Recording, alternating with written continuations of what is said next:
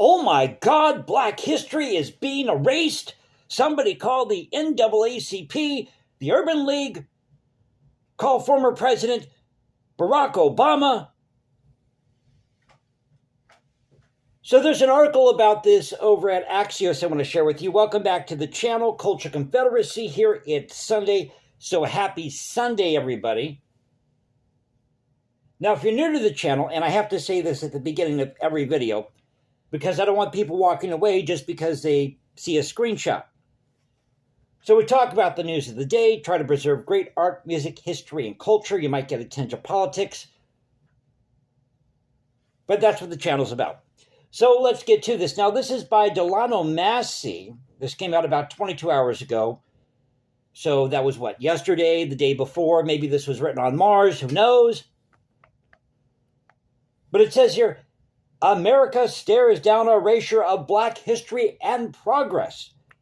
But the funny thing about this article is he doesn't give any real examples, no concrete examples of how Black history is specifically being erased and who's doing the erasing. So it starts out, in the past year, federal, state, and institutional decisions have gutted major pillars of America's civil rights, protections, and racial equity infrastructure. In the past year, federal, state, and institutional decisions have gutted major pillars of America's civil rights protections and racial equity infrastructure. Really? Where's your example of this? Wiping away public data, slashing research funding, and erasing Black history. Why it matters. Ever notice this about Axios? So they have these little sections or subsections, why it matters, zoom in. Why it matters. Taken together, these moves amount to an unprecedented rollback of civil rights progress, historians say the largest since Reconstruction. They're referring back to the Civil War. But wait a minute, I thought this article was about Black history being erased. Effects are piling up.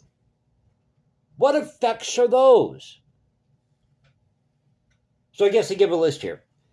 $3.4 billion in grants for HBCUs, public health research, and Black entrepreneurs have been cut or frozen, according to the Blackout report from the nonprofit Onyx Impact. $3.4 billion in grants for HBCUs, public health research, and Black entrepreneurs. Question here. What exactly were these grants for? Now, I know it says here HBCUs, public health research, but what exactly was that public health research about? And who were these Black entrepreneurs? Were these Black entrepreneurs who were opening a legitimate business, or was it somebody who was opening up a transgender research center? You got to give me specifics here, Mr. Massey. 6,769 federal data sets have been deleted, including those tracking maternal mortality and sickle cell disease, which disproportionately affect Black Americans. Well, wait a minute. I thought we were talking about Black history being erased here. Now you're talking about maternal mortality and sickle cell disease? Shouldn't that be topics for a separate article? I'm getting a little confused here. For the Blackout report. So is this the only report you're going to go by? Is this Blackout report?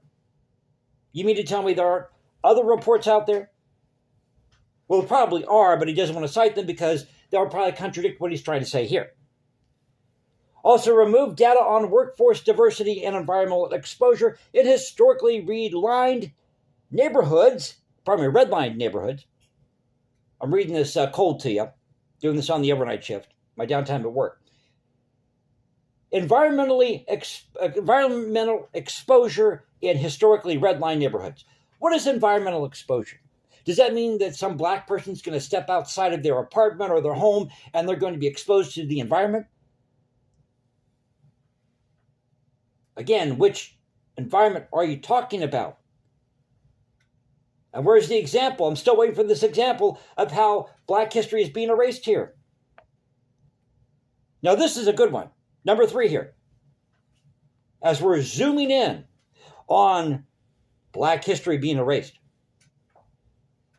Now, this channel is all about preserving history, as I've said before, no matter where that comes from. But it says 591 books by Black authors have been banned from Pentagon-run schools and libraries. Well, I didn't know the Pentagon ran schools and libraries. I thought the Pentagon had to deal with national defense. Again, I'm a little confused here. I mean, somebody's more than welcome to correct me in the comment section below or give me an update on some of these schools where these books have been banned. I'm all for that. Let me know. We talk about censorship here on the channel. This according to Onyx Impact. The removed titles include works by Toni Morrison, Maya Angelou, and Ibram X. Kendi. Could it be, and I'm just throwing this out there to the author of this article here at Axios, could it be that the books in question may have contained some questionable materials that weren't appropriate for a particular age group that was being pushed towards this age group?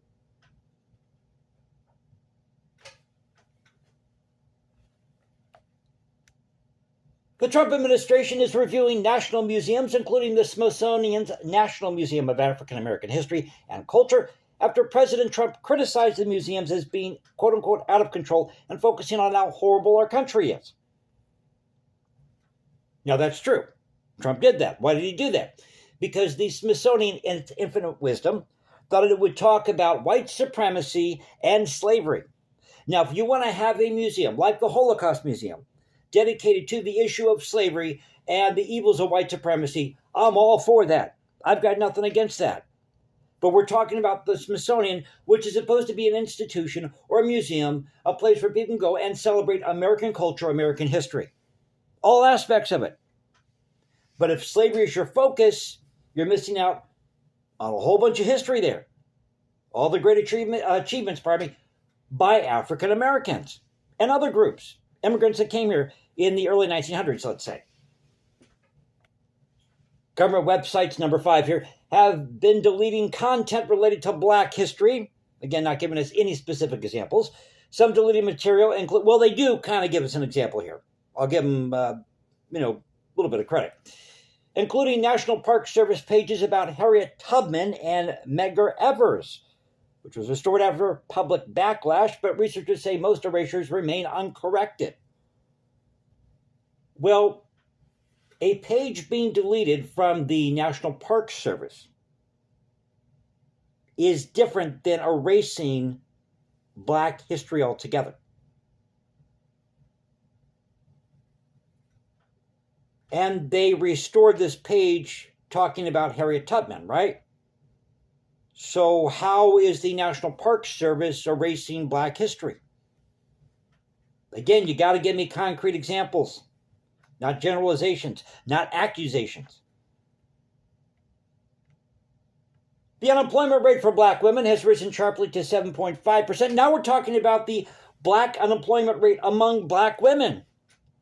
I thought this was about, again, the erasure of Black history. The unemployment rate is not Black history. The unemployment rate is the unemployment rate, Mr. Massey. This, according to the most recent government data, that's significantly higher than the overall unemployment rate and is partly a result of Trump's cuts to the federal workforce, which have disproportionately hit Black women. I bet you a lot of those people that were unemployed or part of this were probably these federal workers. And how many federal workers do we need, whether they're white, Black, Hispanic, polka dot, purple, orange, or green? How many of these federal workers do we actually need? You know, in my state, I see this all the time, working at a hotel. That's my day job. In my humble opinion, I think we have way too many state and federal employees. Way too many. And I'm noticing a lot of women taking those positions when I check people in for these different conferences or leadership conferences or whatever they do.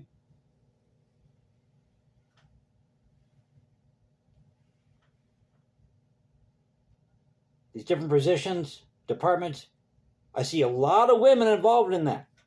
Some men too. And in our area, a lot of times there's Native American women and men who are employed by the state or who work for this department or that department. So let me move along for the sake of time. When data sets or historical materials disappear, it becomes harder to see and fix racial disparities, says Maya Willie, who leads the Leadership Conference on Civil and Human Rights. By the way, how many leadership conferences do you need? I see this all the time. Every time you turn around, it's a leadership conference. You mean to tell me that your department or your agency or your company is that inept that you have to have all these leadership conferences?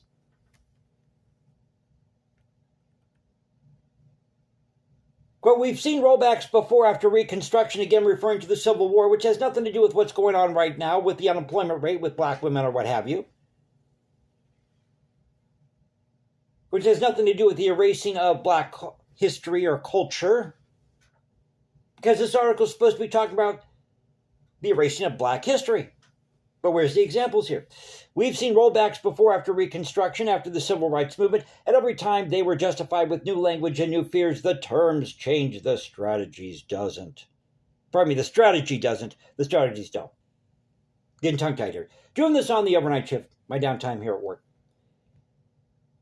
So I thought I'd share this with you. Tell me what you think in the comments section below. But this is a real scream to me. So you're going to write this article talking about how Americans or the government, the United States government is, erasing Black American history of African Americans. But you don't give any concrete examples, and you talk about the unemployment rate, and you talk about sickle cell anemia or whatever it is.